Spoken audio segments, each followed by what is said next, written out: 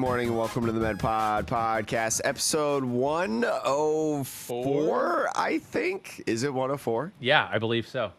I always want to say what podcast episode this is, and then every time we start recording, I forget to look at what episode this podcast is. I'm like, you're always doing it from memory. You know, you're trying to rock it from memory. I mean, I make like the thumbnails and stuff. So like I'm trying to revert back to last week, trying to pull from my memory of like, okay, what number did I put on that thumbnail? You know, but welcome to the podcast that revolves around the evolving meta. My name is Jake. Here with me is Sean. Sean, how are you doing this week? I'm good. Jake and I are doing another couple of days in advance recording because I will be away from the house for next week. So yeah, it's been a wild couple of weeks / month or something, but yeah, making it work. We thought we would be kind of less busy this summer, but I think we're actually more busy this summer than we thought we were. Yeah, it's kind of wild, but luckily the news is very slow this week. So Jake and I are gonna talk about some cards that are coming out, and it should be chill. There's been a lot of things, if you haven't noticed on Twitter the last couple of weeks, there's been a lot of cards that have been announced in Japan that eventually will be coming, I believe, in our August set. A lot of these cards will be coming. I believe these are coming in the August set. Lost Origin. So we're gonna talk about those cards. It is also the introduction back to the Lost Zone. We've briefly talked about how these cards are reintroducing the Lost Zone mechanic in the Pokemon card game. So we're going to dive into those a little bit deeper, as well as a product, or I guess a couple products that are coming out in Japan that are kind of decks that I think are really cool, that are featuring some new cards. But first, I just want to give a quick correction to last week's podcast.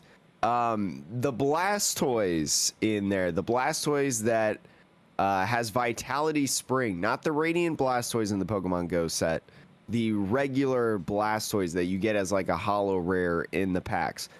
I don't know why I'm just illiterate, but I thought that it was look at the top 6 cards and attach the energies to your Pokemon, then your turn ends. I thought it was mostly because of the old Blastoise and Team Up. Yeah. Do you remember that Blastoise? I do. Once during your turn, you can do that, but it wouldn't end your turn. So I thought this one just did end your turn because, you know, it's 6. It has the number 6 in there. But I will literally read it out loud so then everybody, including myself, understands what the ability actually is. Once during your turn, you may search your deck for up to 6 energy cards and attach them to your Pokemon in any way you'd like. Then shuffle your deck. If you use this ability, your turn ends. So, Sean, this card, it's still not incredible, right? It's not breaking the format. Yeah, it's not breaking the format. It is better, though. Like, on a stage 2, I do give it more credit, especially with Irida in the format. Yeah, Sean, I think that's a big factor of why I like this card. You know, the last week and a half watching people play with this card, and people were utilizing Irida and this Blastoise index, which is really, really cool because, you know, you start out Squirtle because it's a basic Pokemon, right? You have a lot of search options that allow you to grab basic Pokemon like Quick Ball, Level Ball, things like that. Even Ultra Ball if you want. And then you can Irida for Blastoise Rare Candy to skip the Wartortle evolution and go straight into it. And with Irida being a very popular card, you know, we've seen it time and time again in Palkia decks. There were some really cool decks that came out of this, you know. Turbo Dialga was one of them. People are playing Turbo Dialga V Star, you know, accelerating those energies onto the Dialga V Star to do more and more damage. But, Sean, did you see the deck that didn't do damage to your opponent that included this Blastoise, but also another Pokemon Go Stage 2? Pokemon. I mean, yeah, I sort of saw like hints of it on Twitter. I have not watched the video. That the video we are referencing is an Andrew Mahone special, but I have not watched the video. But I know it utilizes. I'll say two of the cards, and Jake, you can follow up with the third, or the other two cards that are important. So there's obviously the Blastoise, which accelerates a bunch of energy of any type, and then there is a Scorch. And it is the Scorch, not V, not V Max, not any of the Scorches that I mentioned. I think I mentioned like, oh, it could be really good in Scorch. You accelerate. Yeah. And I'm like, remember that. I had the wrong Scorch in mind. Clearly, this is. Well, you could still do it. You can still could. do it. It's just this is a whole different Scorch. This is a little baby. It's the old GameStop promo. Yeah, that so you didn't could have a stamp or anything like that. It was just a regular card that they gave out. I was gonna say you could play max rarity Scorch, but no, they don't have a stamp even, so it's not. There's nothing. Anyways, this is the Scorch that has the attack for each fire energy attached to it. You mill a card from your opponent's deck, and obviously putting a bunch of fire energy on this Pokemon means that you're milling a lot of cards potentially. But Jake, what are the other two cards that make this deck so lethal? And another thing with the mill, for anyone who doesn't know what the mill mechanic is basically putting cards from either your deck or an opponent's deck into the discard pile. So, discard the top 3 cards if you have 3 fire energy attached to the Scorch. But the other 2 cards that make it work, one is Diancie. So the new Diancie that came out, has an ability that goes something along the lines of like when this Pokemon is in the active, prevent all effects of supporters done to your basic Pokemon or whatever. The main function is that you cannot, with Diancie in the active, you cannot boss up any basic Pokemon, Sizzlipedes, Squirtles, Charmanders. Anyways, all Charmanders, which goes into the other Pokemon that's really good. I was going to spoil it for myself, but then it was actually a decent transition that I ruined.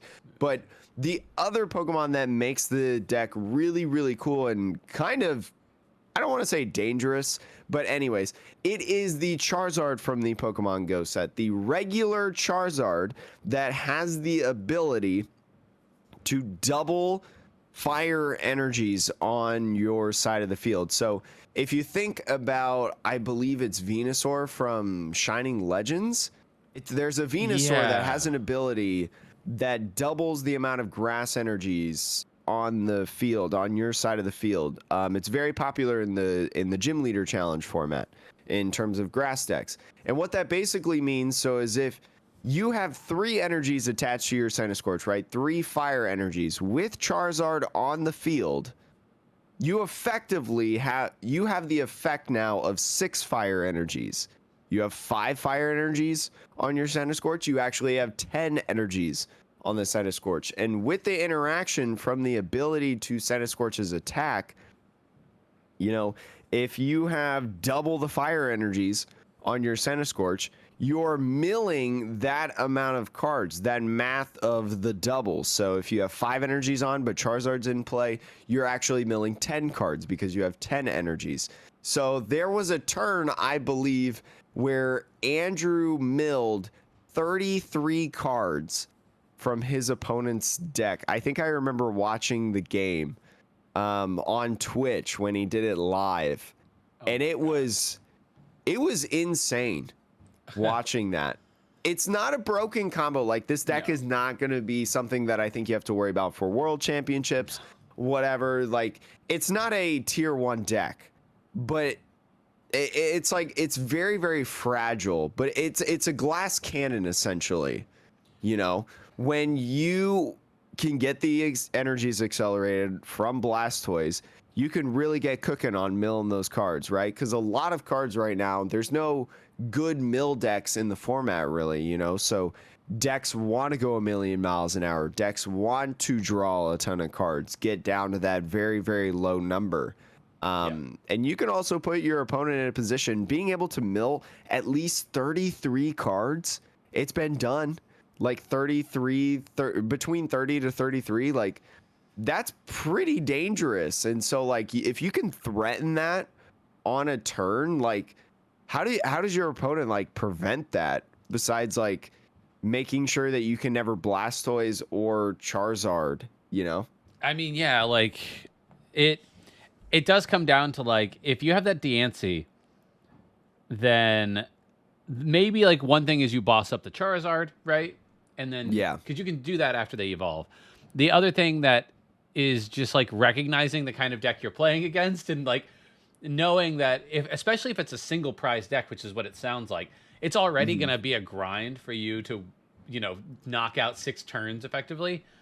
So just being like, okay, well, I'm not gonna overcommit resources. But like you were saying, it's a surprise deck. And if you don't really know what you're up against, yeah, man, like they power up something and it is a glass cannon because once that first Centiskorch does the damage, then it's this awkward thing of like, well, the Blastoise you have to end your turn in order to power something else up.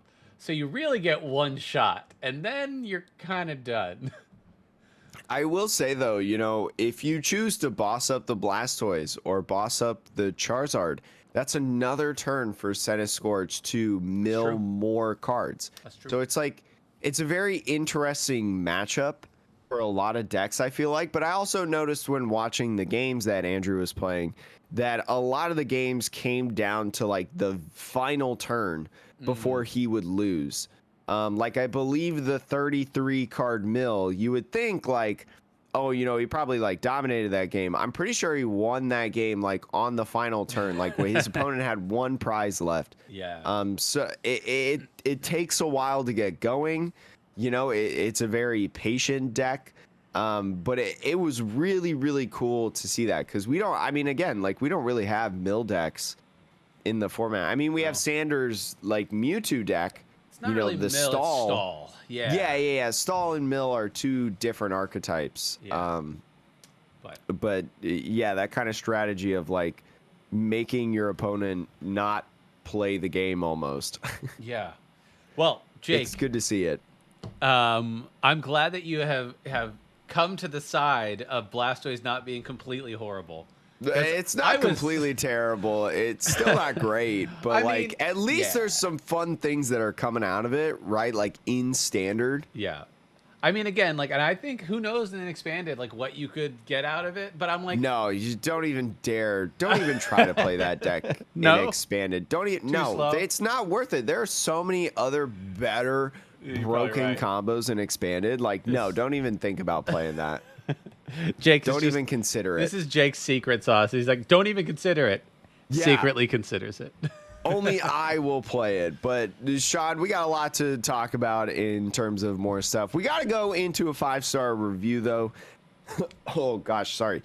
We got to do the 5-star review as always. This one is coming on iTunes, Apple, Mac, DZ 23. Thank you so much for leaving a 5-star review on this podcast. One of the best PTCG podcasts. Absolutely love that title in the description. I love the chemistry between the hosts. They both have a great understanding of the game, and I love hearing how they process the cards and find interesting ways to use them. Keep it up, guys. Thank you so much, Mac DZ, for that excellent review. Please also leave a review if you like this podcast, or if you don't like this podcast, also leave a rating and review. Whether it's 1 star or 5 stars, let us know how we're doing. We always look at the reviews and ratings to see, how are we doing? Are people liking our stuff? Things like that. And we super appreciate it, whether it's YouTube comments, Spotify ratings. Spotify, you're a little bit... It's all just ratings. Yeah, it's just ratings. You can't leave your good word. You'll have to add us on Twitter or something. Yeah. If you're Spotify people. But Sean, what do you really want to talk about today? Because you actually made the show notes today. I did. What do you want to talk about? I did. I mean, so I think we could talk about just some cards that have been announced and are coming out or whatever in Japan. We don't normally do too much Japanese preview, but I will say we're also there's not a lot of news. There's not a lot of news this week. Yeah, I mean, outside of it.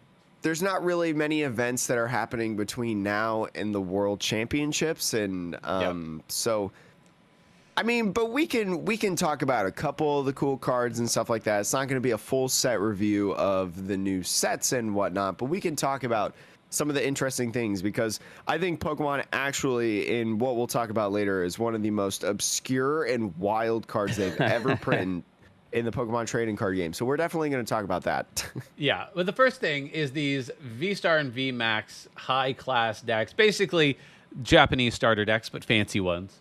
And these are coming out in Japan in a week. Obviously, they probably won't come to the U.S. We have no confirmation on how they'll show up here, but they'll probably come around Lost Origin, which will be our, like, August, maybe September set. I heard there might be a slight delay in the product. I'm not sure. There could be. I mean, Yeah. because in the past there has been delays in set releases of like a week or two. Yeah, and the only Especially reason- because of the pandemic. And the reason I'm thinking that is also because they chose to have the Worlds format only be through Pokemon Go. So because it won't include that other one, it's definitely going to be late August when our Lost Origin set. So these cards might come out with Lost Origin or in some form, whether it's in the set or in their own like box, basically. But yeah, these are two different decks. You get a bunch of stuff. I mean, we don't have to go through the stuff you get because it's Japanese. I think, though, every card in the set in Japanese is foil. Is that correct? Yeah, I believe so. I believe they're all foiled. So that's what makes this one the fancy one. Yeah, it's all the mirror foils. So the thing with the foil cards, the reverse hollows, as we call them, we don't get any of the reverse hollow patterns that are in Japan. We get different reverse hollow patterns. But Sean, have you opened up like special set Japanese products like Shiny Star V and stuff like that? I have not personally opened them, no. So like in every one of those packs, you know, the Pokemon Go set, the Shiny Star V, VMAX Climax. You remember that set? And then I'm trying to think of the one during Sun and Moon. There was one during Sun and Moon. I can't remember what Tag it was. All Stars. Yeah, Tag All Stars. That's the one that I was really thinking about and trying to get to. Every single pack comes with a reverse hollow, and they're just absolutely stunning. So if you collect Japanese cards, you know, maybe you like using GLC Japanese cards. I know some people do, like my bud, Mr. Darthbean. These are nice. They're so good, in my opinion, Sean. Yeah, I love the reverse. I hate reverse hollows in English. English is terrible. I love reverse hollows in Japanese. They're so pretty. I will say, reverse hollows on trainers in English are not terrible. They're not horrible. But on the Pokemon, it's just so unreadable. It's like, it doesn't really work, in my opinion. Yeah, it's just not super appealing. But they're just phenomenal. Yeah. But anyway, Sean, in these high-class decks, there are two different high-class decks. There's a Zero Aura high-class deck, and then there is a Deoxys high-class deck. And the interesting thing about both of these is in the Zero Aura deck, it features a Zero Aura V Star and a Zero Aura V Max. And then the Deoxys one features a Deoxys V Star and a Deoxys V Max. So very cool. They both come with a 2/2 of each. So That's cool. 2 V Max, 2 V Star. You do get Vs as well, Zero Aura V and a Deoxys V. You'll get 4 of those in the deck. So it's kind of like a perfect 4-2-2 split in terms of V Star, V Max, 4-2-2. Yep. But Sean, let's talk about the new V Stars and V Maxes, and let's see if they're really any good at all. Which one do you want to talk about first? I mean, the first at the top of the page on PokeGuardian, shout out to them, is the Deoxys card. So I guess we can go through Deoxys line. So I'll go through the Deoxys line, and then you can read through the Zero Aura line. Okay, that works. For Deoxys, the V Star, 270 HP, kind of weak to darkness, which actually isn't really as much of an issue because Mew V Max is falling off just a little bit over time. So you know. Dark Pokemon have fallen off in the Yeah. format, in my opinion. Side Javelin for 2 Psychic and a colorless does 190 and 60 to one of your opponent's Pokemon V, which is actually really good. Like 190 is serious damage. If you're talking about if you assume you're gonna have to 2-hit something, right? 190 is a really high 2-hit. And then 60 to opponent's Pokemon V sets up potential knockouts later. It's a little awkward because 60 doesn't really, it doesn't feel like it really sets up enough. Like, if it's a V, it sets up a knockout if it remains a V, right, at 190. But it doesn't really set up a knockout on a V Star. Because, like, if a V Star is 260, 270, to be able to do that, you'd need to have damage modifiers, right? Yeah. So, like, for instance, if you're trying to knock out the V Pokemon on the bench that you're doing the 60 damage to, you put a telescopic sight on it, you're doing 90 damage to it. And so 90 plus the 190 of Psy Javelin going into the next turn, that's 280. That knocks out pretty much all the V-Stars without, you know, big charms and things like that. So that's a good point. Yeah, yeah. I guess you can do the 190, right? Set something up, boss it up, or, you know, you do some combo of things. And then you can try to take 4 prizes in a turn, maybe. But yeah. I will say, though, if you are worried maybe it evolves to a VMAX Pokemon and it has a bunch of HP, you can use the V-Star power, Sean, on this Deoxys V Star. The V Star power is 1 psychic energy called Star Force, does 60 times.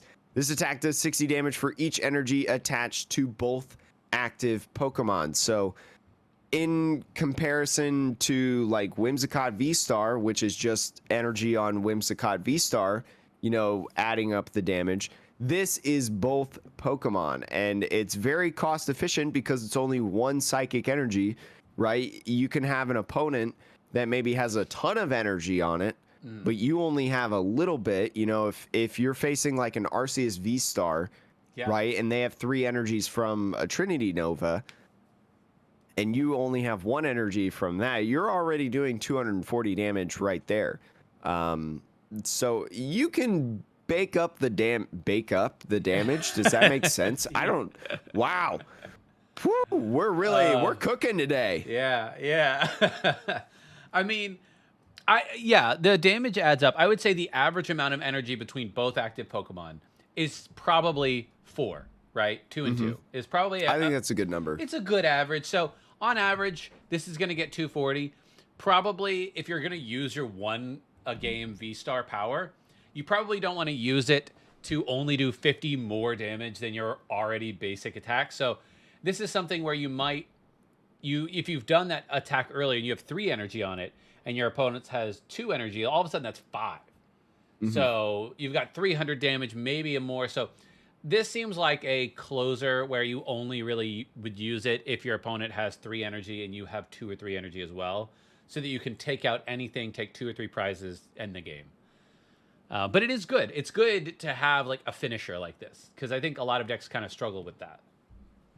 And the cool thing about the Deoxys cards, for anyone who hasn't noticed on like YouTube or Spotify, is the V Star is actually speed Deoxys. So Deoxys, if you do not know, has several different variants. It has the regular variant, which probably most people are familiar with. And then it has a speed variant, an attack variant, and then also a defense variant, which is what the VMAX is. Sean, what does this defense Deoxys VMAX do? I'm just nothing. Sorry. Whoa, hold on. I mean, I've read the card briefly and I have opinions, but the ability is it's 330 HP. It has an ability. Protective DNA. Your Pokemon in play take 30 less damage from attacks by your opponent's Pokemon V Star. It's honestly, it's nice that it protects all of your Pokemon for 30 damage. And I'm like, not bad. But it is so specific that it has to be only attacks, not abilities, and only from Pokemon V Star, that I'm like, when does this ever come into play other than a mirror match? Arceus V Star, Palkia V Star. But no, Sean, we have so many. But when is 30 like the 30 damage to all of your Pokemon, right? It's like there's not that many V Stars that do a lot of sniping damage, right? And it's not like it stops snipes. It does 30 less, and I'm just kind of like, that's so yeah, but little. You think about it. You think about something like Palkia V Star, right? Palkia with more Pokemon on the bench, right, that's how it ups its damage. Yeah. And so you can effectively take away like one Pokemon, you know, just from this 30 less. You can take away a Pokemon from Palkia's damage, because I believe it's either, I can't remember if Palkia is plus 30 or plus 20, but it's one of those two. And so effectively you're making it that much harder for Palkia, because if you're trying to play this Deoxys VMAX or whatever, you're probably somewhat limiting your bench, or at least trying to limit your bench as much as you can. I guess I'm looking at this now, and I'm thinking it doesn't have to be in the active, which helps. Yeah. And it doesn't say that you can't use more than one of these abilities at a time, which helps. Oh, you're actually right about that. So, like, there might be a world in which you put 2 or 3 of these on the bench. Like, I'm coming around a little bit, and maybe this is a card where if you made like a severe heal deck, like if you did this, and then you also put Gardevoir VMAX, a card that people don't really ever talk about, but my friend plays it a lot, and it's got serious healing potential. You add that with the psychic. There's an item card, Suspicious Food Tin, I think it is. Yeah. Where it heals like 90 damage and you discard. Yeah, it's like discard a psychic energy. It's specifically a psychic energy. Yes. And then, yeah, you get to heal the damage. So, like, if you have a few of these and you have a Gardevoir which heals itself every time it attacks for 50, and you play healing item cards and other healing cards, I don't know. This could be. I'm coming around a little bit to like this could be actually a really good piece in a wall, like a sort of wall deck, like a big beat wall deck. And I guess the question is, like, you can't turn off a weakness. That is going to be the biggest. So, like, if it were to ever... But I will say, Gardevoir VMAX is only weak to metal. This is weak to darkness. So maybe there's some synergy there. Yeah, like, I'm not going to sit here and say that this is a tier 1 deck. This is what's winning worlds, right? But I do think it's really, really cool that 330 HP on the higher end of the VMAXs... right, has an ability that takes 30 less damage, and then has an attack for Psychic Colorless called Max Drain, does 160 damage, right? So pretty much 2 shots everything in the format. The effect on that attack is heal 30 damage from this Pokemon. So you're doing even more healing on top of that from the attack. So I don't think it's garbage. I think you could probably build this really, really cheap and have a lot of fun with it at times, because like you said, you know, dark Pokemon don't really run around right now. Yeah. And yeah, dark Pokemon aren't everywhere, and yeah, maybe, you know what, I talked myself into it. Thank you, Jake. Yeah. And then the Deoxys V is just pretty plain. Yeah, there's not really too much here. I will say that the first attack, Psychic Colorless, is 30 plus. This attack does 30 more damage for each energy attached to your opponent's active Pokemon. I don't know. Might be useful. Could be, yeah. Could be interesting, like setup damage wise. I don't know if you need if you have to attack with it. It couldn't be that. It couldn't be terrible. It gives up the same amount of prizes as the V Star, anyways. Yeah. It's just easier to KO. Yeah. I'm not sure about that one, but I mean, you're playing with it anyways. At least it is a usable attack, I suppose. Mm-hmm. Yeah. But Sean, let's talk about the other deck, the Zeraora deck. Now, Zeraora only has one form, unfortunately, so there's no like attack Zeraora, defense Zeraora, anything like that. It's just Zeraora. But let's talk about the V Star first. The first attack on this 270 HP Lightning V Star Pokemon is called Crashing Beat. It costs lightning, and a colorless, does 190 damage. And it says you may discard a stadium card in play. Now, this is you may. This isn't like Flygon that says, you know, you have to discard a stadium card in play or something like that. This is just a you may. So you got a pesky Path to the Peak that your opponent put out, or I don't know, maybe a what's the Temple of Sinnoh? Is that what that's called? Yep. The new stadium that nullifies special energies. You know, you got one of those in play. You know, you can take it away kind of thing, whatever. True, but if you needed, so like if you had the lightning energy, right? The special lightning, The speed energy, right? Then you wouldn't be able to use this attack to start with. Well, hey, maybe it's not on this Zeraora, That's okay? true. Maybe it's on a bench Zeraora or a different Pokemon. Maybe you're running the Flaffy energy with it, and this Zeraora has all basic energies on it. You never know, Yeah. Sean. There's a couple different things. This is true. But I think 190 is pretty good. Yeah. I think that's a good enough damage output. You know, again, you're probably using something like Flaffies to power this thing up, especially with its second attack being the V Star Power Sean. This costs a little bit more, but I think it's very, very interesting of an attack. This is Thunderstar, the V Star Power. It is an attack as your V Star Power. Lightning, lightning, lightning, colorless. So 4 energies in total. 3 lightning, 1 colorless. The effect is choose one of your opponent's Pokemon 4 times. You can choose the same more than once. So what this is essentially saying is, so like Dragapult, right?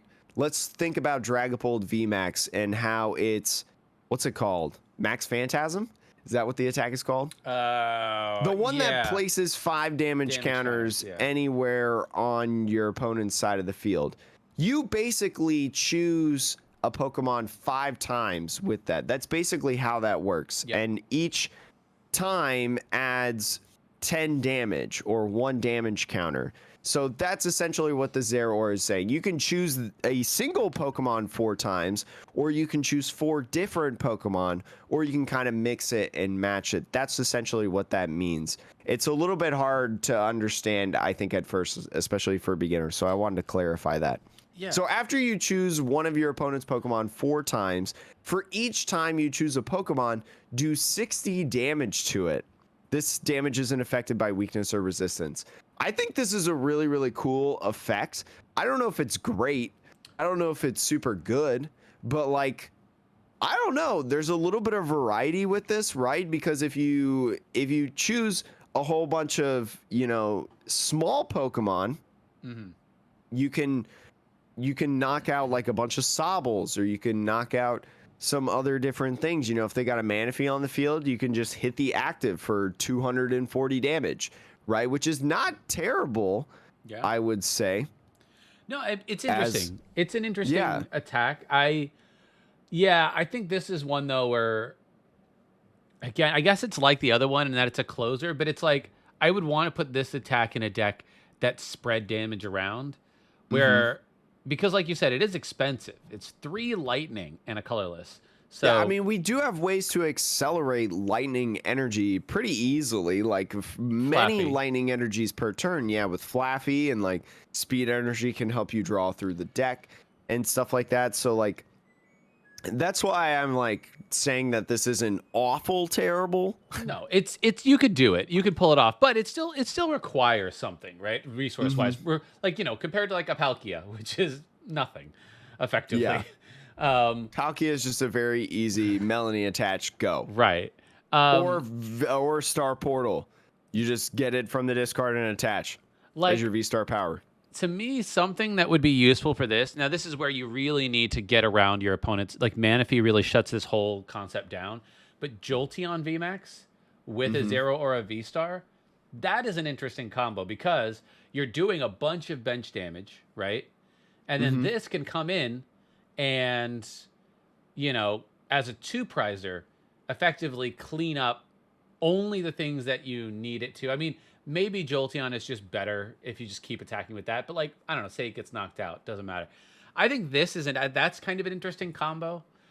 Also, this is just really good if you are playing a lightning deck, you know, and there are lots of 1-prize decks. Like, you know, I'm sure Sanders decks, a lot of them would not like this card because, you know, it's like, oh, that's a nice Bibarel you have there. It'd be a shame if somebody killed both Bibarels in one turn. Yeah. You know, like that would be annoying. So yeah, I think it situationally could be really interesting. I think it's kind of cool as well. Not only because Palkia is so very, very popular. I mean, the only problem with the Palkia matchup, I feel like, is you would really be pressured on your flaffies because with flaffies, Flaffy needs a lot of bench spaces filled, right? So that effectively powers up the Palkia. And so Palkia can also hit those big numbers. You may be one-shotting, but Palkia might be one-shot responding as well. And so you definitely need a Manaphy because they threaten with Greninja, right? And Greninja will easily knock out a lot of your Flaffies, and then you start crying because you can't power up your Zeraora. So very, very interesting. But moving on to the VMAX, Sean.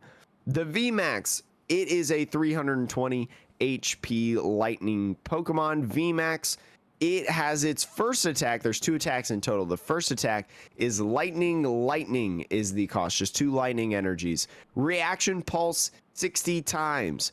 This attack does 60 damage for each of your opponent's Pokemon in play that has an ability. That can be a lot of damage, Sean.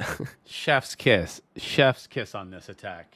That could effectively be 360 damage. Yep. For 2 lightning energies. Imagine you're playing, imagine if you will, Mew VMAX walks into a room.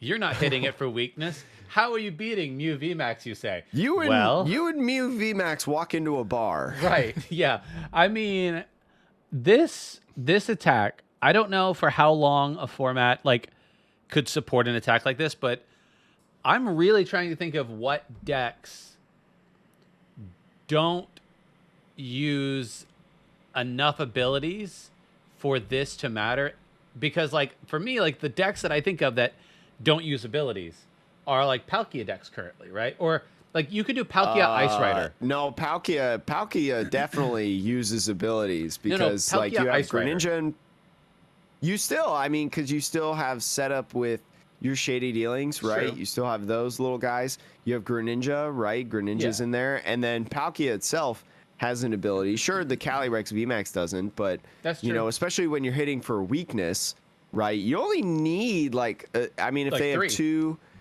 Pokemon would be 240 damage after the weakness, and so even Choice Belt on that's plus 60. That's 300 damage. Yeah. So basically, as far as I can imagine, almost every deck has abilities currently.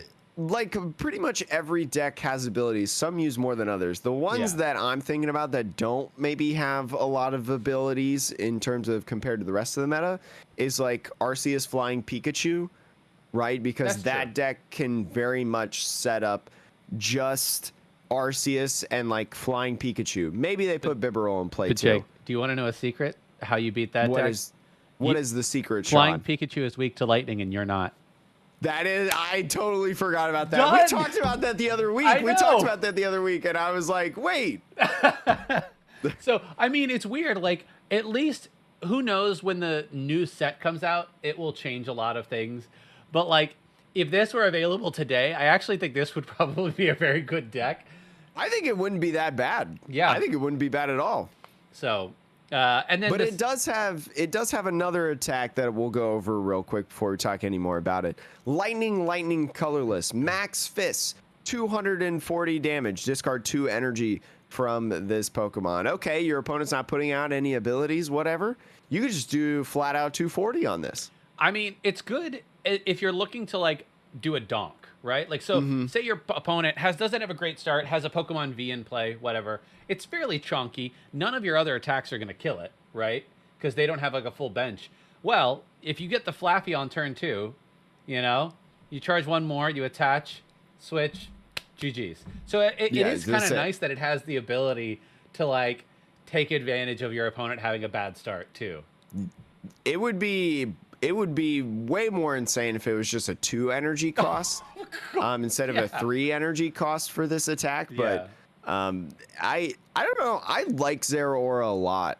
The VMAX is really, really cool.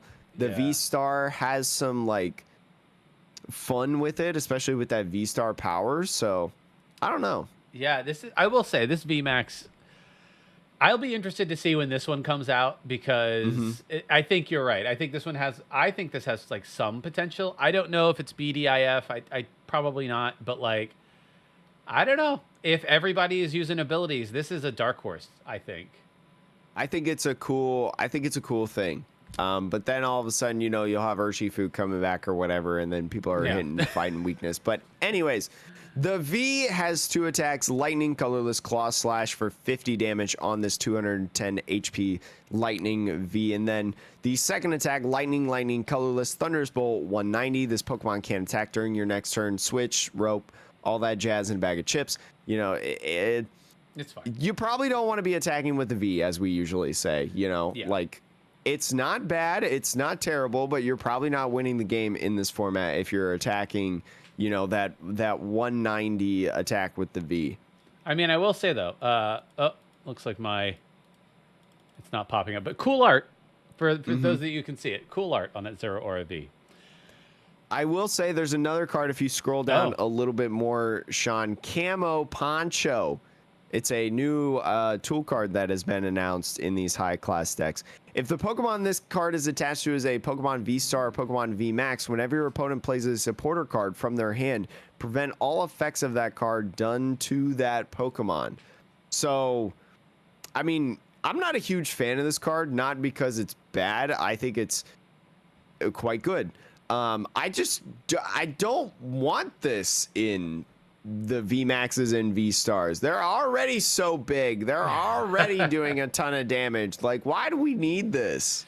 I mean, I guess, I don't know. Enough people are like, I do understand the annoyance of boss per game. So I don't know how the interaction works. It may be like a will post type thing, but like, say you have a bench sitting Lumineon, right? Because when this comes out, Crobat will be actually won't be rotated, but like a Lumineon or a Crobat or whatever, some bench sitter that you're like, oh, if they just boss it up, they win, and you're trying to play around it. You know, I don't know if you have to attach this to the active or attach this to that Pokemon, because boss, it's a way that the card reads. The tool has to be attached to a V Star or V Max. Never mind. So if you want to prevent something like Lumineon from coming up, you have to use Diancie, and Diancie has to be in the active because Diancie prevents your well, I guess could you attach basic Pokemon? Could you attach it to the active V Star or V Max? Because the way that boss works is you are choosing the Pokemon on the bench to bring to the front, but it requires the other Pokemon in the front to go to the bench. Oh, which so is you're saying if I have like Deoxys V Max, you know, in the active with the cape on, and I've got a little baby Squirtle or whatever, I don't know why Squirtle, but you're asking if it would bring it up. That's very interesting, actually. I'm looking up boss's orders for the exact text. Switch one of your opponent's bench Pokemon with their active Pokemon. So it is an effect it's an effect that affects the active, right? It doesn't target the active, but it affects the active in that it's moving it. So like, I don't know actually the answer to that question, but if I had to take a guess, I would say it does not work if your Deoxys V Max V Stars in the active with a camo poncho on. Well, Will Post or anybody that's listening that is a judge and would know these, I'm just gonna call Judge right here. Judge. Let us know, because like, I'm sure there is, like, there's almost certainly previous rulings that like this would reference, but it is kind of strange. It's kind of strange. And I mean, like, they wouldn't print out this card and then not try to, you know, have some sort of ruling to back it up or whatever. Yeah. So I don't know. For me though, like, I don't know. I think there's logic both ways. I'm actually going to hope that it does work the way that I'm saying, because that makes it a better card, because otherwise it's like, fine. It's interesting, but Sean, we got to talk about some more interesting cards. What do you want to talk about next? Well, no more of these high class decks. Let's move on. So the one thing that I wanted to talk about with Jake today is the return of the Lost Zone.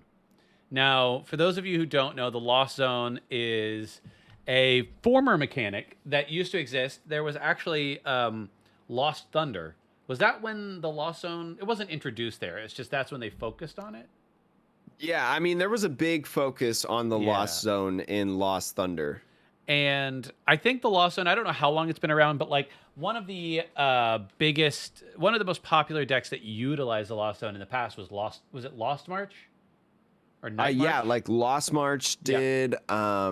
What was it? Blicephalon Gx Yes, did yes, as well. that's true. A favorite deck of mine. Although Blicephalon GX was interesting in that it just sent things to the Lost Zone, it never really interacted with it. Whereas Lost March, Lost March was like Mad Party circa 2018, 2019, which basically said like for each card in the Lost Zone, this Pokemon does more damage, basically. So yeah, like it's been a while. I personally think that the Lost Zone is a really interesting space that Pokemon should play with. I think I said it on another pod that like it's effectively Pokemon's version of Exile, which is like a magic thing. Basically, this zone that exists outside of the normal game state. And I think it makes for some interesting, unique interactions. You can print cards that have really weird powers, which we'll talk about, or very overpowered things if they didn't use the Lost Zone. Like if they didn't use it, they would be overpowered and you couldn't ever print that effect. But they're bringing it back with Lost Abyss and our Lost Origin set, and I wanted to just talk about a few of the cards. So the first thing I'll say, Jake, and then we'll get into the cards, is it's really cool that they have printed all the new cards that do with the Lost Zone with this with this like cool purple and pink like mist or like smoke effect. Have you noticed that? I agree. Yeah, so I mean, we talked about that when the Colress card was announced. There's a new Colress supporter card, and the kind of the design like comes off of the border, of the illustration onto like the effect, kind of how like the professor's research, the oak in Celebrations, his arm like comes out of the illustration. It's kind of like that, and it does that with the Pokemon too and stuff, and it's just a really, really cool little thing that makes the set much more unique, and I think is going to make it more fun to collect, open things like that. I also will say, from a game design perspective, having indicators like that, like a lot of cards, they'll put like a little symbol or they'll highlight a term or whatever to make it more obvious like what it's referencing. But I think this is actually a really clever game design, like card design mechanic, to say any card that has this sort of effect on it visually, which is just part of the card art, references the Lost Zone. And like that's such an easy and really cool, quick like little get, I think. So I just wanted to point that out. But Jake, do you want to talk about this Rotom V and V Star? So let's talk about this little guy. We got Rotom V, a Lightning V Pokemon for 190 HP. It's on the lower end of the HP, but not very surprising because Rotom is a very small, fragile type of Pokemon. It has its first attack, a colorless attack called Lost Hack. Choose a special energy attached to one of your opponent's Pokemon and put it in the Lost Zone. Not in the discard. Not back in the deck, but the Lost Zone, the point of no return. You cannot get this card back. And then for Lightning colorless, it has Intense Discharge for 160 damage. Discard an energy from this Pokemon. So the first attack puts an energy from your opponent's Pokemon into the Lost Zone, and the second attack discards one of your energy to the discard pile. Yeah, I mean, that's interesting. I'll talk about the V-Star, and then I want to talk about, like, I think what the potential for the Lost Zone seems to be, or, like, one angle. So, Scrappy Pulse, 80 plus damage. This is the V-Star now, 250, also on the weaker end. But that's fine, because that fits Rotom. Put any number of Pokemon tools from your discard pile into the Lost Zone. This attack does 40 more damage for each card put into the Lost Zone this way, so I mean, the damage here is potentially limitless, like, meaning like you can put one card and do 40 more, but you could put 10 and do 400 more damage if you build your deck that way. So for only 2 energy, like if you save up those item cards, those Pokemon tool cards, I should say, you can do like one really big attack if you need. But it's an interesting attack in that like you actually can't really use this attack to its full ability very often, because once they go into the lost zone, there's no powering it up again with those cards. So it's kind of like a use it and lose it type mentality. But the ability is interesting. Like, discard any number of cards from your hand, draw that many cards. That is the V-Star power, by the way, Yes. as an ability. So Yes. only once per game can you use this ability. That one to me is kind of mid. It's like, it's fine. I like how it's any number of cards rather than discard your whole hand. So, but like, unless you have a really large hand of cards, like, you're probably discarding 3-4 cards and drawing 3 and 4. So it's like not that amazing compared to some of the other ability V-Star powers. If you think about it, this synergizes really well with the attack, the Scrappy Pulse attack. This synergizes super well. You know, you can discard all the tool cards in your hand. You know, Rotom decks throughout time, you know, have very often used tool cards. And whether that's like in the discard pile or whatever, Rotom has always interacted with tool cards. So it's always played a lot of tool cards, an excessive amount of tool cards. So to have a way, you know, because if you have a lot of tool cards, that doesn't really help your consistency per se in terms of drawing through your deck, setting up your board state or whatever.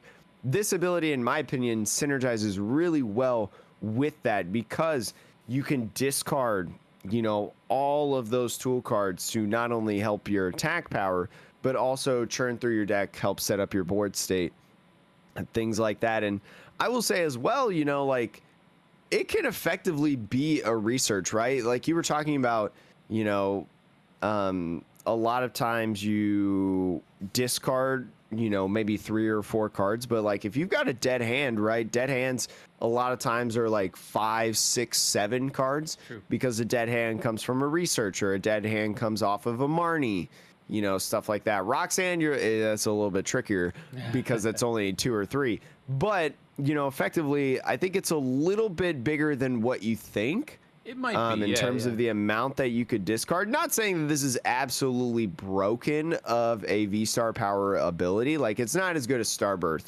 Like, we cannot question that. But I do think, you know, it gets a little bit more credit because, you know, it's effectively almost like another supporter.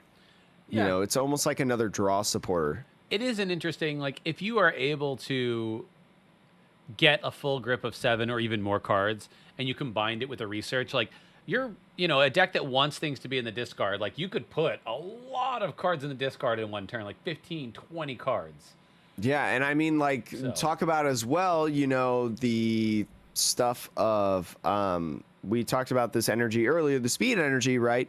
That draws you a couple more cards. Yep. With the attachment onto a lightning Pokemon like Rotom. So even then, you know, you draw a couple more cards to use in your hand. So again, it's not broken. I'm not saying that it's the best thing in the world, but I think it's really, really cool. Yeah.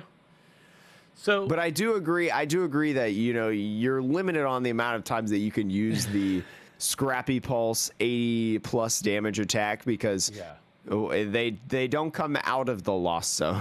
No. But that's the Rotom. The other one that I just wanted to quickly preview, and there might be others. There's certainly more cards that do the Lost Zone, but... So, yeah, we're going to be going into the Lost Abyss cards. There was the full set of Lost Abyss came out. The set fully releases in Japan on July 15th, so we have the entire set list. It's going to be part of our Lost Origins set in September, as we mentioned earlier. We're really just going to focus on a couple cards for this. But once, you know, we get the Lost Origins set list, the English set list, we will take a deeper dive into the set and what the cards do. But there are a couple ones that Sean and I are like, wait a minute, this is kind of cool. So, Sean, what do you want to talk about first? I see you already got it pulled up. Yeah, I mean, the Sableye is really interesting. The first attack doesn't matter. It's a cool-looking card, let's just, first off. But also, the second attack for 1 Psychic, Lost Mine, you can only use the attack if you have 10 or more cards in the Lost Zone. So, like, that's already kind of weird. But if you can use it, you put 12 damage counters on your opponent's Pokemon in play in any way you like. And that is like, you can't stop that with Manaphy. You can't, like, I don't know if there's anything, like, maybe a big Parasol? I don't know, maybe. Yeah, I think the Parasol is the only thing that can stop it, and the Parasol has to be in the active. Yeah. So I'm like, 12 damage counters. Like, you might think to yourself, oh, it's only 120 damage. But, like, keep in mind, Espeon and Deoxys tag team, it needed 6 psychic energy to do 20 damage counters, right? Mm-hmm. This is more than 50% of that for 1 psychic energy. And also remember on the Espeon and Deoxys GX, that was the GX attack. Yeah. You get once a game. Mm-hmm. So this is on a Sableye that you can use turn after turn after turn after turn. Yeah, it's nutty. So I think this card is going to be a little bit of a good card in certain decks. I think it's really, really interesting, and we'll talk about this more once Lost Origin releases, but there are a lot of cards that have effects, abilities, item cards, supporters that put things in the Lost Zone. So like getting 10, you'll see this kind of attack on a lot of different Pokemon where you can't do this attack unless you have X amount of things in the Lost Zone. You'll see that very frequently, not only in this set, if you look up the entire set list, but also when we talk about Lost Origin. It might not be super hard to reach double-digit Pokemon in the Lost Zone. Yeah. I mean, it doesn't even Pokemon, it's just cards. Yeah, just cards in general. Even easier, honestly. The only thing that I think that might be important, I don't know if this is a translation thing or if this is correct. It says only if you have 10 or more cards in the Lost Zone. A lot of other cards don't reference you, like the Lost Zone being owned by one player or another. So like, I don't know if this is a translation thing or if like the Lost Zone is a combined thing for both players. But well, I mean, you do with Lost March, for example, way back when with the Jumpluff. This one specifically says for each of your Pokemon. Okay, there you go. In the Lost Zone, and I mean like well, I guess Blicephalon doesn't really work because it's putting energies in the Lost Zone. It's not like the energies were already in the Lost Zone. So, True. But the Lost Zones are the Lost Zone in usual, from what I remember and what I understand, is they are separated. There may be effects, attacks, things like that, where you look at both players' Lost Zones, right? Because you might be putting things in your opponent's Lost Zone, like the Rotom, for example. That special energy in there. There may be times where you look at your opponent's Lost Zone as well, but they are different. They are separated. I mean, it just like, your discard piles. So if you are planning on playing Lost Zone stuff, just remember, keep your Lost Zone piles separate. Yeah, keep it separate. And plus, you're probably having different sleeve colors, so it'd be probably easier to figure that out. But Sean, let's talk about one more card, because all the other cards we'll talk about in the set list. I will say, okay, we're going to talk about this Pokemon, and I will save the best for last. Aerodactyl V Star. We're just going to skip over the V. I don't want to talk about the V. It's fine. We're just going to talk about the V Star. 260 HP of fighting V Star. So also on a little bit of the lower side, only 10 more HP than Rotom V Star, I believe. It evolves from Aerodactyl V, yada, yada, yada. The first attack, fighting colorless. It is called Lost Dive, 240 damage. Put the top 3 cards of your deck in the Lost Zone. Okay. It is an attack that is very easy, right, to be able to do, right? We can attach fighting energy manually. We can attach a double turbo energy onto it to, do only 2 energies to be able to attack with this, right? 240 damage to 220 damage. Knocks several things for weakness, like Arceus. Arceus very, very meta right now, so cool. And putting 3 cards in the Lost Zone. Okay, it's a Lost Zone Pokemon, so makes sense. Maybe you interact with something else later in the game that, like the Sableye or something. I don't know how that would be because it's psychic and fighting. But anyways, the real reason why I want to talk about this card, you may have seen us tweet about it on Twitter at MetapodTCG. let me just read you this V-Star power. It is an attack V-Star power. So you announce it as an attack, it will end your turn. It only costs 1 colorless energy, so very cost efficient. You know, just any energy that you throw on. It reads Ancient Star as the V-Star power. As this Pokemon is in play, as it long gains as, in... as long as this Pokemon is in play. There's a typo. Oh, okay.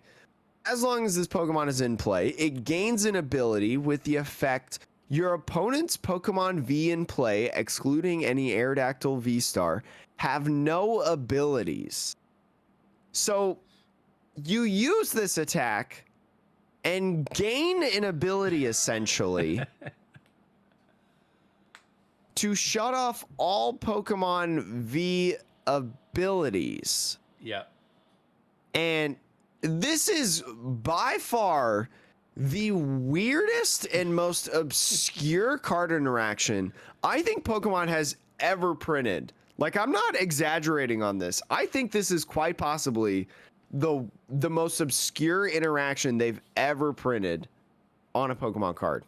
Yeah, it's definitely weird because you're adding something to, it's not to the board, it's not for a turn.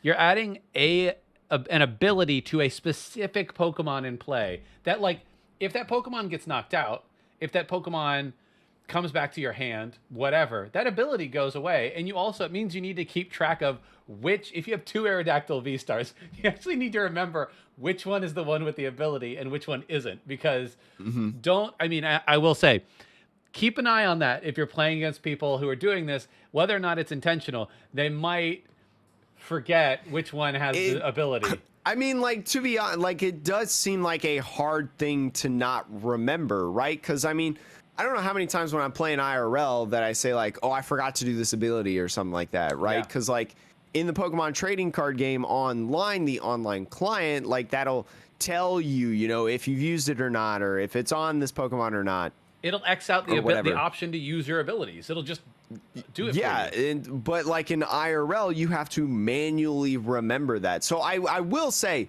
it probably, more often than not, your opponent will probably, like, if there is a problem with this because they forget or it's on the wrong one, I will say probably most of the time it is by accident, because there's no, like, indicator on this V-Star that says it has an ability aside from, like, just reading the effect of the attack. But yes, you do have to be wary of people that cheat, whatever. You probably need to be wary of that. I mean, it is, as a player, this is something that I've learned throughout my time. It is just as much as your job as your opponent's job to maintain a correct board state. So if, you know, it is on you just as much as it is on them to remember which Aerodactyl V Star has the ability that was placed. And this ability is placed because of an attack. Yeah. Sean, like, that's so weird. It's like, it's so interesting. Yeah, I'm not sure. There will definitely, there will definitely be scenarios in which a game state is broken because this attack was done, and 1 or 2 turns down the road, somebody forgets, and both players forget, and somebody throws down a Crobat or a Lumineon or whatever, like, right, draws a card with Genesect, or, like, there will be situations where this gets forgotten, I think, way more often than not. Yeah. And I'll be interested to see, like, how those rulings come down. And because, like, it's the awkward thing of, like, do you punish both players equally? Do you punish the player with the Aerodactyl for not telling their opponent, for not reminding their opponent they can't do X, Y, or Z? They can't search the deck with Lumineon, right? Like, so here's what I would take a guess. So, like, when Path to the Peak is in play, right, and you play a Crobat and you start drawing cards, you know, you may start drawing cards before your opponent says, you know, hey, you can't do that. But if you start drawing cards, you are now seeing cards in your deck that you're not supposed to, which especially if it's caught right away. Like as soon as you draw like 2 of the 4 cards that you're supposed to draw, and your opponent's like, wait, whoa, whoa, whoa, whoa. You know, they say something that your opponent was doing their due diligence, right? Yes. I mean, we know the speed of Pokemon players at times. They go really, really fast. So sometimes you can't get it before they start drawing. And so then it's a penalty on the person who drew the cards because they did. True. They have like knowledge that they're not supposed to with their deck. But I think the way that this Aerodactyl would work, I think it would kind of go that same way. Probably. Of like, you know, your opponent puts down the Crobat and starts drawing immediately, or they put down Lumineon and immediately pick up their deck and do a deck search. You know, if you catch it right away, I think you as the Aerodactyl player will not get in trouble for that. But let's say that, you know, I play the Crobat and I draw 4 cards, and the Aerodactyl effect of this V-Star power is in play, and it's nobody been catches in it. play, and nobody catches it until like 2 turns later, or even like, you know, a couple of interactions down the line on the same turn, and you're like, oh wait, you shouldn't have drawn those cards because X. Yes, I think at that point, both players get something for that because, well, your opponent did, you know, something illegitimate. So obviously, you know, they get a 2 prize penalty or something like that, whatever. But I think more often than not, the Aerodactyl player at that point will get a warning. Yeah. Because in my mind, I'm not a judge. I'm not a certified judge. So like take this with a grain of salt, if you will. This is just my kind of like what I think would happen. Is you're playing a deck, you know, that has this effect, right? You have to, when you're playing this deck, you have to have some sort of understanding that your opponent is going to make a mistake in a lot of your games. Like, this isn't like Flying Pikachu VMAX versus Miltank, right? Like, sure, yeah. You're playing something that is obscure, that is out of the ordinary, that doesn't really happen a lot in the Pokemon trading card game. So if I had to take a guess of what would happen if I played Crobat with this ability in play, and 3 turns go by and we find out that the board state is irreversible, right? We can't fix this. It's gone too far. I think the Aerodactyl player would at least get a warning for it, especially the first time that it comes around, you know, in a cup, you know, or something like that. I mean, I think... Oh, go ahead. And then if it happens like after that, you know, in like a later round or something, it happens a second time where, you know, your opponent does something that they shouldn't have done because of this Aerodactyl, and now the board state is irreversible. I think then the Aerodactyl player will start being penalized for that, you know, prize penalties or something like that, because, you know, it's a multiple offense that has happened, you know. That's how I think it would play out. I don't know if that actually, we need a lot of judges on this podcast today. I think that, like, I think if you're going to play the Aerodactyl deck, it might be beneficial to invest in any sort of indicator that there is something unusual about this card. It can be a Cheeto for all you care, right? Like, but just anything as a visual reminder that there's a thing. And, you know, that might even be, you know, we're not sponsored, but like TC Evolutions makes cool markers, you know. Yes. It might be one of those things where like TC Evolutions may print a marker, a little metal marker that has the full ability text written on it, and you just pop it down. Well, I mean, they have, so players that have been playing the game for multiple years pre-pandemic will know of this, because these were very, very popular before, you know, the pandemic happened and stuff like that. And TC Evolutions is a company that they were the first people to make dice that had specific numbers on it, especially specific numbers over 60, right? You know, in ETBs now that the Pokemon company produces, they will have like dice that have 120, 130, like written on them. TC Evolutions, from what I know, was the first group to do that on dice. They have done that for several years.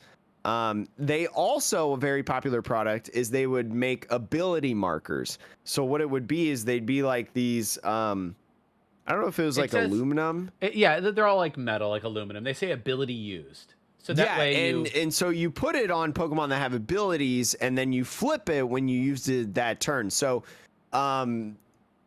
in the first thing to come to mind in terms of that ability, a deck that people could associate is, Sean, do you remember the Spiritomb from Unbroken Bonds, I think it was? With the building spite ability. Oh, yes. That you would so pick up. If you do not know, it's a Spiritomb that every turn you could put a damage counter on that Spiritomb. That was the ability. You could put a damage counter on that Spiritomb. And so a lot of people in decks like Zap Beasts, right, that played many Spiritombs would use these ability used markers to be able to signify, because you have multiple Spiritombs on the field at a single time, so it helps you keep track of which ones you use, which ones you haven't. So I highly invest, if you want to play Aerodactyl, maybe get one of these or a couple of these, so then you can put it on the Aerodactyl. Even if it's like you just put V-Star used on it, just to signify, hey, this has an ability. Or a Cheeto. If somebody does this with a Cheeto, no, do not put a Cheeto. I think you would actually. I don't know the ruling on this, but I'm pretty sure you're not supposed to put like food on the field of play. Probably not. You're probably right. But like, I don't know. It's your card. Who cares? Cheeto. Anyways, talk to your local judge about these rulings. We just bring up the ideas of the interactions. We don't necessarily have the answers, but what we do have, Sean, is the end of this podcast, episode 104. Sean has actually been messaging me in our Discord chat saying, hey buddy, we gotta wrap it up. Like, shut up, dude. People he's got like getting the things cane to do. Our listeners. he's got the cane and he's pulling me off stage right now. So thank you so much for listening to the Metapod podcast, Pokemon TCG podcast that revolves around the evolving meta. We'll be back next week in action with more stuff. Have a great rest of the day.